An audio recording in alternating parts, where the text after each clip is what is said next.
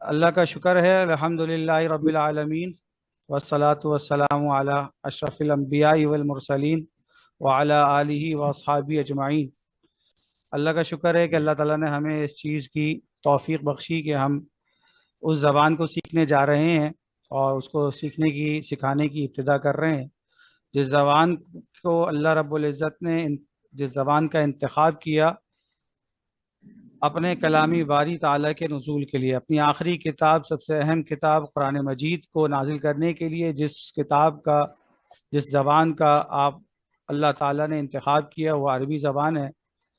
اور نبی پاک صلی اللہ علیہ وسلم خاتم النبیین والمرسلین، ان کو بھی اس قوم سے اللہ رب العزت نے اٹھایا جو قوم عربی زبان بولنے والی تھی۔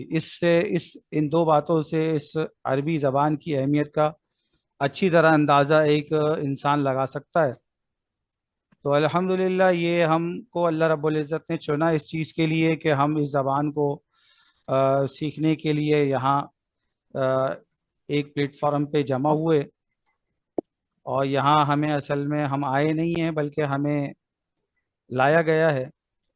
من یرد اللہ خیرہ یفقہہ فی الدین، اللہ تعالیٰ جس کے ساتھ بھلائی کا معاملہ کرنا چاہتے ہیں اللہ اسی کو دین کی سمجھ عطا کرتے ہیں۔ اور یہ زبان یہ سیڑھی ہے دین کو سمجھنے کے لیے، ذریعہ ہے، کیونکہ اسی زبان کے اندر قرآن اور حدیث جو ہمارے دین اسلام کا متن ہے وہ اسی زبان کے اندر موجود ہے۔ لہذا ڈائریکٹلی اگر ہم اس کو سمجھنا چاہتے ہیں تو اس کے لیے عربی زبان کا جاننا بہت ضروری ہے۔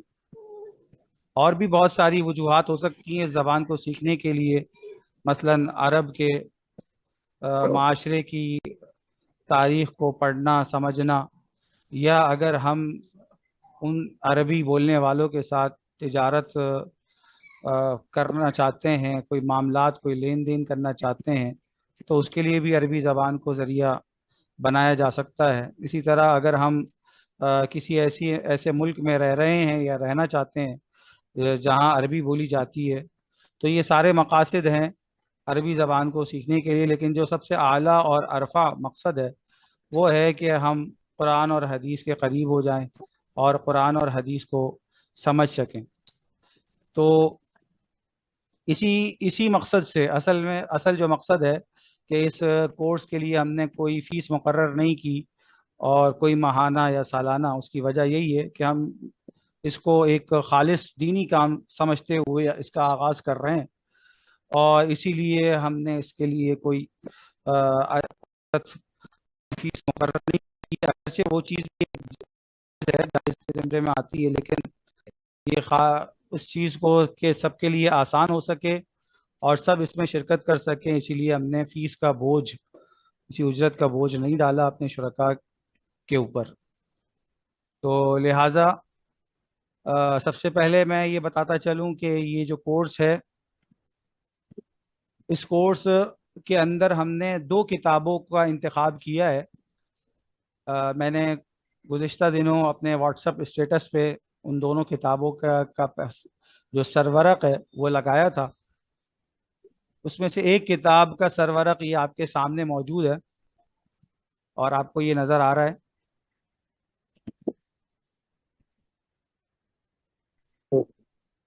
یہ دروس اللغت العربیہ نظر آ رہا ہے آپ کو؟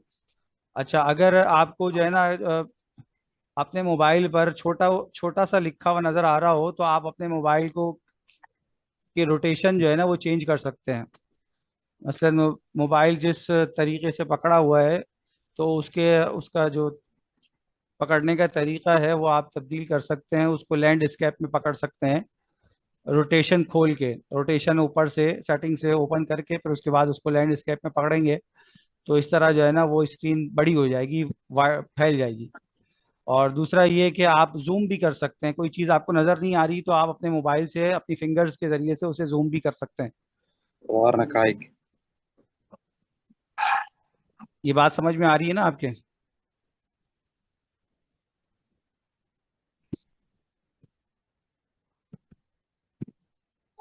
جی آ رہی ہے آواز بالکل. کیسے نہیں گئی؟ میری آواز کلیئر آ رہی ہے سب کو؟ ہاں اب آ جی رہی آ ہے، رہی ہے. اب آ رہی ہے۔ جی جی بالکل آ رہی اچھا جی آ رہی ہے۔ جی، یہ ہے دروس اللغت العربیہ. دروس یہ پہلا لفظ ہے، اور لغت یہ دوسرا، اور عربیہ یہ تیسرا لفظ ہے. دروس تو یہ جمع ہے درس کی. دروس جمع ہے درس کی. درس کا لفظ ہم اپنی اردو زبان میں بھی استعمال کرتے رہتے ہیں. ہم کہتے ہیں کہ بھائی درس قرآن مسجد میں ہوگا یا درس حدیث ہوگا. تو اس طرح کے الفاظ ہم اپنی زبان میں بھی فلاں جگہ پہ درس ہو رہا ہے، اس طرح کے الفاظ ہم استعمال کرتے رہتے ہیں. درس ایک سنگولر واحد لفظ ہے، اسی کی جمع آتی ہے دروس. اور درس، درس کے معنی ہیں سبق. درس کے معنی ہیں سبق، اور دروس کے معنی ہو گئے اسباق. دروس کے کیا معنی ہو گئے؟ اسباق ہو گئے. اور لغت العربیہ، لغت یہ زبان کو کہتے ہیں، اور عربیہ عربی. تو عربی زبان کے اسباق، یہاں اس کا جو ترجمہ بنے گا، وہ ترجمہ بنے گا عربی زبان کے اسباق. دروس اللغت العربیہ یہ کتاب کا نام ہے، اور یہ ایک ایسی کتاب ہے جو دنیا بھر میں مشہور ہے عربی زبان کو سیکھنے اور سکھانے کے لیے.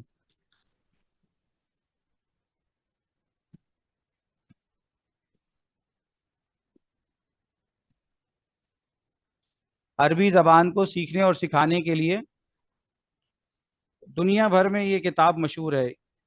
اس کتاب کے جو مصنف ہیں، یہ نیچے ان کا نام بھی لکھا ہوا ہے، الدکتور عبد الرحیم. دکتور سے مراد ہے ڈاکٹر، اور یہاں سے مراد پی ایچ ڈی ڈاکٹر کو، جس نے جو ہے نا وہ پی ایچ ڈی کی ہوئی ہو، پی ایچ ڈی کی ڈگری حاصل کی ہو، اسے دکتور کہا جاتا ہے. اور اگر ڈاکٹر سے مراد آپ کی وہ ڈاکٹر ہے جو کہ علاج معالجہ کرتا ہے، تو اسے طبیب کہا جاتا ہے. طبیب لکھا ہوا ہے عربک کورس، اور یہ ہے اصل جی نام ہے بک کا دروس اللغت العربیہ. اسی کے بارے میں بتا رہا تھا کہ یہ دروس کا جو لفظ ہے یہ جمع ہے درس کی. درس وہ لفظ ہے جو ہم عام طور سے اپنے اردو زبان میں بھی استعمال کرتے رہتے ہیں، کہ بھائی فلاں جگہ درس چل رہا ہے، قرآن کا درس ہو رہا ہے، حدیث کا درس ہو رہا ہے. تو درس کے معنی ہیں سبق، اور اگر ہم درس کی جمع استعمال کریں تو اس کے معنی بن جائیں گے اسباق. اس کے کیا معنی بن جائیں گے؟ اس کے معنی بن جائیں گے اسباق. اب کون سے اسباق وہ آگے بتا دیا، لغت العربیہ عربی زبان کے اسباق ہیں. یہ جو اسباق ہیں دروس اللغت العربیہ عربی زبان کے اسباق. لغیر الناطقین بہا، یہاں پہ لکھا ہوا ہے، آپ چاہیں لغیر تو الناطقین بہا، ہاں لغیر الناطقین بہا. لغیر الناطقین بہا.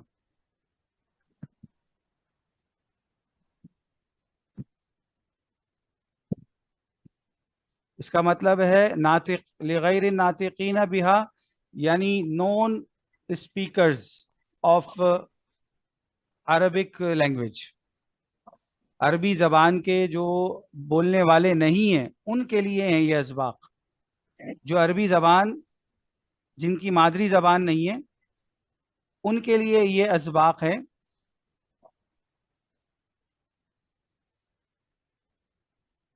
اسی لیے یہاں پہ یہ بھی لکھا ہوا ہے،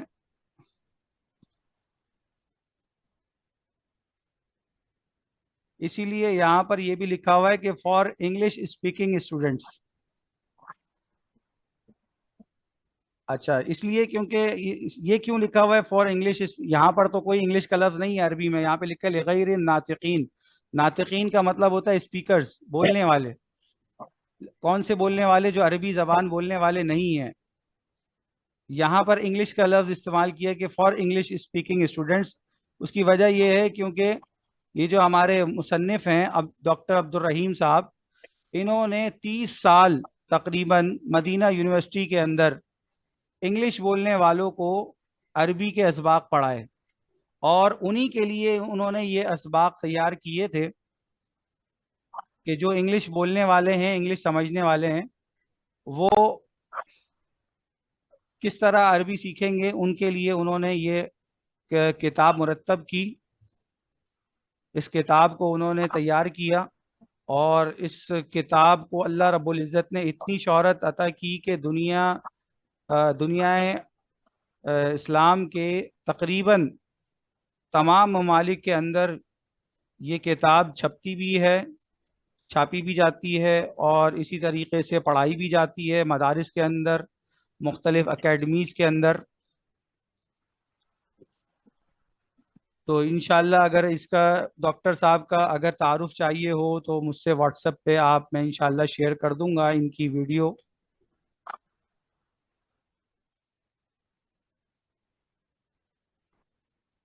इनकी वीडियो में इंशाल्लाह शेयर कर दूंगा, जिससे इनका तारुफ भी हो जाएगा। ये देखें, ये मदीना यूनिवर्सिटी, इस्लामिक यूनिवर्सिटी से छपी हुई है ये, और इसके ये लिखा हुआ है अल जुज़उल अव्वल, यानी बुक 1। लिहाजल किताब ही सलासतु अज्जा। नेटवर्क दोने समस्त सेटा भारत ना वॉइस कर आप, सकते आप अपनी वॉइस अपने म्यूट कर दें। वो मलो कि ऑनलाइन है फीडबैक इतना जाका जाओ ऑप्शन एक्सपोल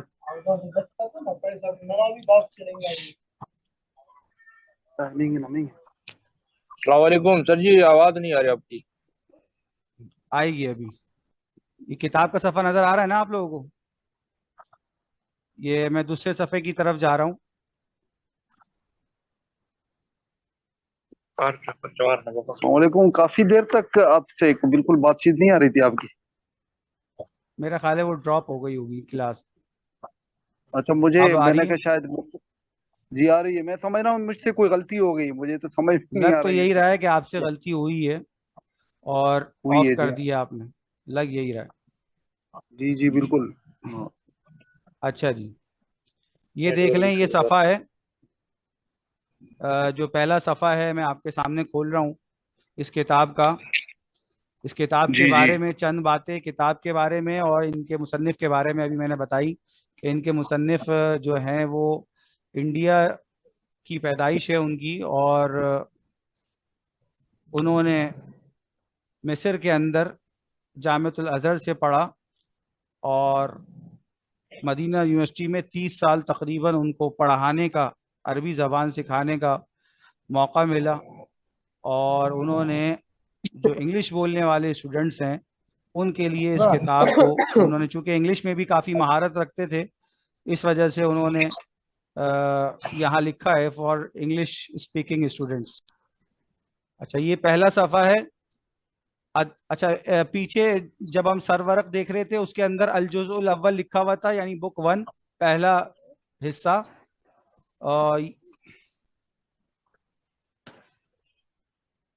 तो पहला हिस्सा लिखा हुआ था। इससे यहाँ मैं आपको बता दूं कि लिहाजल किताब सलासतु अज्जा, इस किताब के 3 हिस्से हैं टोटल, यानी 3 पार्ट्स हैं, और अभी जो आपके सामने खुली हुई है वो फर्स्ट पार्ट है, पहला हिस्सा है। इसका पहला सबक है अद्दर्सुल अव्वल। अव्वल के माने होते हैं पहला, अव्वल के माने पहला। अद्दर्सुल अव्वल, पहला सबक। अव्वल माने पहला और दर्स माने सबक, तो माने हो गए पहला सबक। और यहाँ पर लिखा हुआ है हाजा।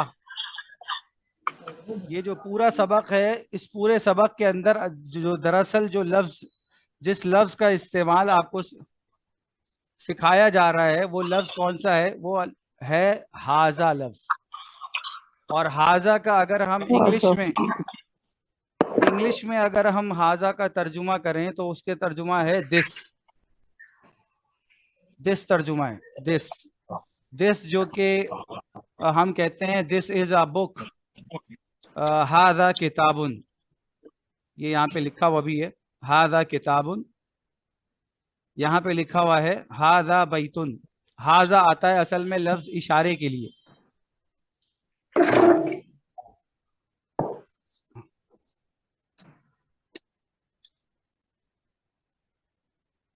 ये देखिए, ये नजर आ रहा है हाजा,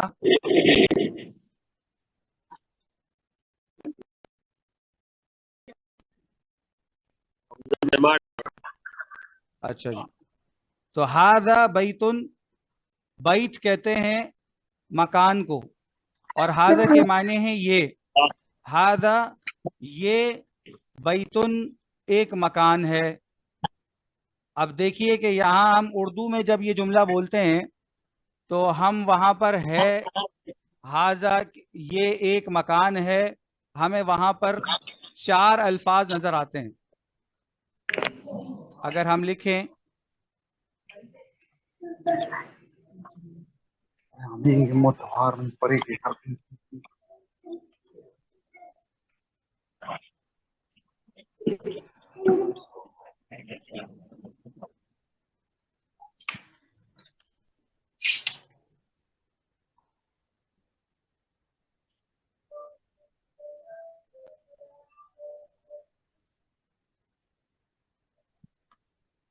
السلام علیکم حضرت، حاضر بیتن یہ ایک مکان ہے، تو ایک کا ترجمہ کہاں سے کیا گیا ہے؟ ہاں یہ میں انشاءاللہ ابھی آپ کو بتاؤں گا۔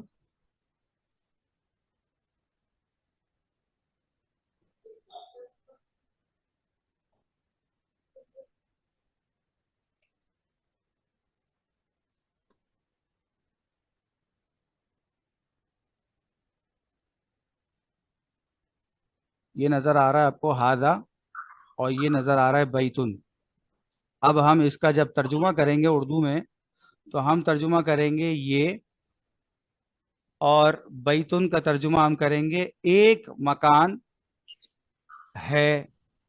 اب یہ ہے کا لفظ جو آیا ہے نا، اس کے لیے عربی میں ہے، ہوں یا ہیں کے لیے عربی میں کوئی لفظ استعمال نہیں ہوتا۔ اگر ہم الفاظ کو صحیح ترتیب سے لکھیں، اس کی ترکیب صحیح ہو، تو اس کے اندر ہے اور ہیں اور ہوں کے معنی خود بخود پیدا ہو جاتے ہیں۔ اس بات کو سمجھنا ہے۔ اور جو ایک کا ابھی ہمارے بلال بھائی نے کہا کہ بھائی ایک کا لفظ، ایک کا ترجمہ آپ کیسے کر رہے ہیں، تو ایک کا ترجمہ اصل میں ہم یہ جو اس کے اوپر تنوین نظر آ رہی ہے آپ کو،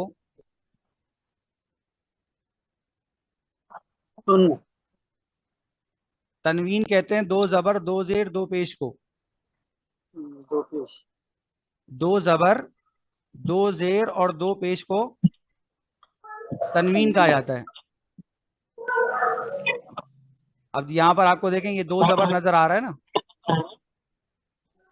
2 پیش نظر آ رہا ہے، سوری، تو یہ 2 پیش سے ایک کے معنی پیدا ہو جاتے ہیں، یہ آپ آگے بھی پڑھیں گے انشاءاللہ۔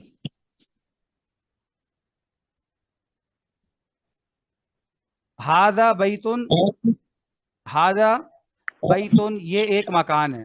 ابھی جو اصل میں آپ نے جو چیز سیکھنی ہے وہ آپ نے پریکٹس کرنی ہے، جملے بول کے آپ نے پریکٹس کرنی ہے کہ بھائی اس کا ترجمہ یوں بنے گا، ہاذا بیتن یہ ایک مکان ہے یا یہ مکان ہے، ہاذا مسجد یہ مسجد ہے، ہاذا بابن یہ دروازہ ہے،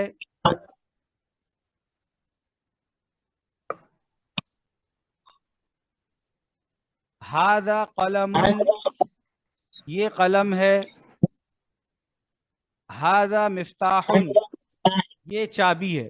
ٹھیک ہے، تصویریں بنی ہوئی ہیں، مجھے ترجمہ کرنے کی ضرورت نہیں، ویسے تو نہیں ہے، کیونکہ آپ کو دیکھتے ہی وہ سمجھ میں آ رہا ہے، لکھنے کی ضرورت نہیں ہے کہ میں یہاں پر جو ہے نا وہ ہر ایک لفظ کا ترجمہ لکھوں۔ چاہوں تو میں اس کو یہاں پر لکھ بھی سکتا ہوں،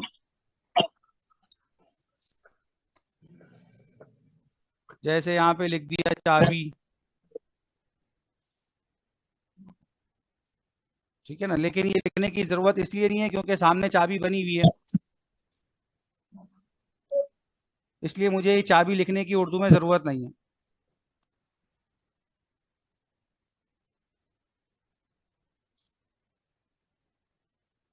تو آپ نے بھی میرے ساتھ اس کو ریپیٹ کرنا ہے. ہاذا بیتن, یہ ایک مکان ہے. ہاذا مسجدن, یہ ایک مسجد ہے. ایک مسجد ہے. ہاذا بابن, یہ ایک دروازہ ایک دروازہ ہے. یہ بھی بول سکتے ہیں یہ دروازہ ہے, اور یہ بھی بول سکتے ہیں یہ ایک دروازہ ہے. ہاذا کتابن, یہ کتاب ہے. یہ کتاب ہے. ہاذا قلم, یہ قلم ہے. یہ قلم ہے. ہاں, جیسے ہم بولیں گے تو ہم بولنے سے بولنا آئے گا. اصل میں ہم خالی سنتے رہیں گے نا تو سننے سے سننا آئے گا اور بولنے سے بولنا آئے گا. ہاذا مفتاح, یہ چابی ہے. چابی ہے. بولتے رہے آہستہ آہستہ میرے ساتھ. ہاذا مکتب, مکتب یہ میز کو کہتے ہیں. مکتبن, یہ میز ہے. ہاں, یوں بھی بول سکتے ہیں یہ میز ہے, اور یوں بھی ترجمہ کر سکتے ہیں یہ ایک میز ہے. ایک کا ترجمہ جو ہے نا وہ کمپلسری نہیں ہے, ضروری نہیں ہے, لیکن ہاں اس کے اندر شامل ضرور ہے.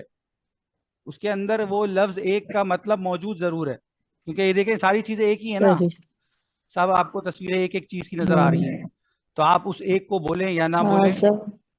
ہاذا سریرن, ہاذا سریرن, سریر کہتے ہیں پلنگ کو, بستر کو, بیڈ کو, بیڈ کہہ لیں آپ.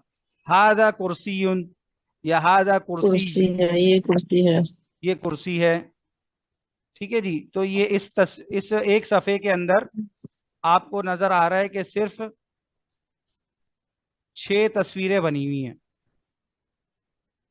آج اس کو ہم نے پڑھ لیا.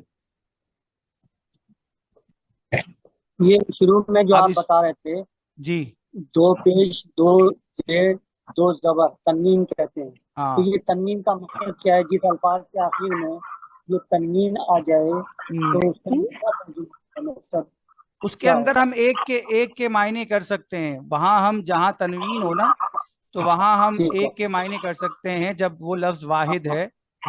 وہ جو پوچھ رہے تھے کہ ایک کا جملہ اور وہ کیا مطلب ہے ایک کا, تو یہ تنوین سے مطلب ظاہر ہو گیا. ہاں, تنوین سے ایک کے معنی نکل رہے ہیں, نکل رہا ہے. ہاں, تنوین سے.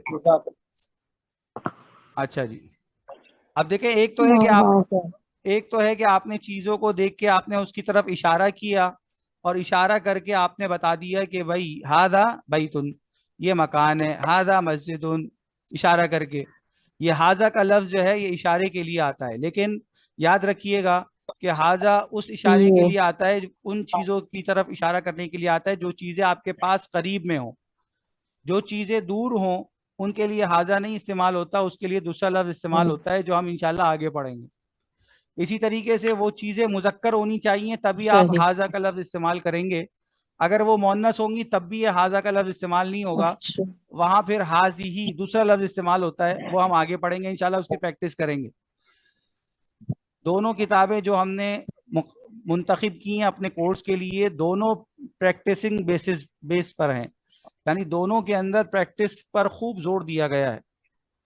اور البتہ دونوں کا انداز ڈفرینٹ ہے. وہ انشاءاللہ جب 2 دن بعد ہم دوسری کتاب شروع کریں گے, آج اور کل تو ہم یہی کتاب پڑھیں گے انشاءاللہ, اور پھر تیسرے دن جو ہے یعنی ہفتے میں 2 دن ایک کتاب اور ہفتے میں 2 دن دوسری کتاب.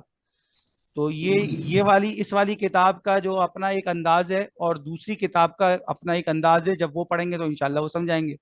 اس کتاب کے اندر دیکھیں آپ کو نظر آ رہا ہے کہ پہلے دن سے ہی آپ کو کیا بتایا جا رہا ہے, آپ کو جملے سکھائے جا رہے ہیں, سینٹینس, سمپل سینٹینسز آپ کو سکھائے جا رہے ہیں. آپ سینٹینسز کو پڑھ سکتے ہیں, ایک سمپل سینٹینس کو, عربی کے ایک سادے سے جملے کو, اور بول سکتے ہیں, لکھ سکتے ہیں اس طرح. کسی بھی لفظ کے ساتھ, کسی بھی نام کے ساتھ اگر آپ ہاذا لگا دیں گے, بس شرط یہ ہے کہ وہ چیز ایک واحد ہونی چاہیے, اور وہ مذکر ہونی چاہیے, اور قریب ہونا چاہیے, قریب ہو وہ چیز, تو آپ اس کے لیے ہاذا سے اشارہ کریں گے کہ بھائی ہاذا بیتن, یہ قریب. چلیے اسی طریقے سے آپ دیکھیں اسی حاضہ سے ہم سوال بھی کرتے ہیں، اسی حاضہ سے ہم سوال بھی کرتے ہیں. کیسے کرتے ہیں سوال؟ ما حاضہ، انگلش میں آپ کو سکھایا جاتا ہے یہ لفظ واٹ از دس، یہ سینٹینس سکھایا جاتا ہے نا واٹ از دس، تو یہ بھی وہی ہے ما حاضہ واٹ از دس، یہ کیا ہے. اب یہاں پہ بھی دیکھیں ما کے معنی خالی کیا ہے اور حاضہ کے معنی یہ، لیکن ہے کے معنی خود بخود اس کے اندر پیدا ہو گئے. جب آپ نے کہا ما حاضہ، ما حاضہ، جب آپ نے یہ کہا تو ہے کے معنی خود بخود پیدا ہو گئے. ما حاضہ یہ کیا ہے. ٹھیک ہے، تو آپ کوئی بھی چیز جو قریب ہوگی اس سے آپ سوال کرنا چاہتے ہیں، پوچھنا چاہتے ہیں کہ بھئی یہ کیا ہے، تو سوال کس طرح ہوگا؟ اس طرح ہوگا ما ھذا، جواب میں بیت. ھذا بیتن، ما ھذا، بولیے. هذا بيت. ما هذا. ہاں بولنا پڑے گا ما ھذا، ما ھذا، هذا. ھذا بیتن. هذا بيت. ہاں ما ھذا کا مطلب ہو گیا یہ کیا ہے، اور ھذا بیتن کا یہ مطلب یہ مکان ہے. مکان ہے. اچھا، جیسے آپ نے اس طرح سے سوال کیا نا واٹ از دس، اسی طریقے سے ایک دوسرے طریقے سے بھی سوال ہو سکتا ہے. اھذا بیتن، اھذا، کیا یہ مکان ہے. آ کے معنی ہے کیا، آ کے معنی کیا ہے، آ کے معنی کیا کیا کیا هذا بیت ہاں اس کے معنی ہے کیا کیا، یہ گھر صرف آ کے معنی کیا. ٹھیک ہے، کیا یہ مکان ہے، کیا یہ مکان ہے. تو آپ نے کہا نعم، یہاں پہ کیا ہے جواب میں دیکھیے نعم، نعم، نعم، یہاں عین پہ بڑا زور دینا ہوتا ہے عربی زبان کے اندر. نعم نعم. ھذا بیتن، نعم کے معنی یس، جی ہاں، Yes. ہاں یس دس از این ہاؤس. ٹھیک ہے جی. اھذا بیتن، کیا یہ مکان ہے، جی ہاں هذا یہ بيت. مکان ہے. أم هذا بيت. ٹھیک ہے جی، یہ جس طرح جتنا بولیں گے اس کی پریکٹس کریں گے. آگے دیکھیں ما ھذا، یہ کیا ہے. اب اس میں لکھا ہے ھذا قمیص، اس میں کیا ہے ھذا قمیص، یہ شرٹ ہے، یہ قمیص ہے. هذا قميص. ہاں آگے پھر دوبارہ اھذا سریر. اب پیچھے ہم نے دیکھیں پڑھا تھا سریر کسے کہتے ہیں، سریر کیا تھا یہ کوئی بتائے گا مجھے، سریر کسے کہتے ہیں؟ بستر کو، بیڈ کو کہتے ہیں. ہاں اب آپ دیکھ لیجئے، اب یہاں پہ پوچھا جا رہا ہے اھذا سریر، یعنی پوچھا جا رہا ہے کہ کیا یہ بستر ہے. بستر ہے، کیا یہ بیڈ ہے. لا، نو، لا مینس نو، نہیں. ھذا کرسی، یہ کرسی ہے. ھذا کرسی، یہ ایک کرسی ہے.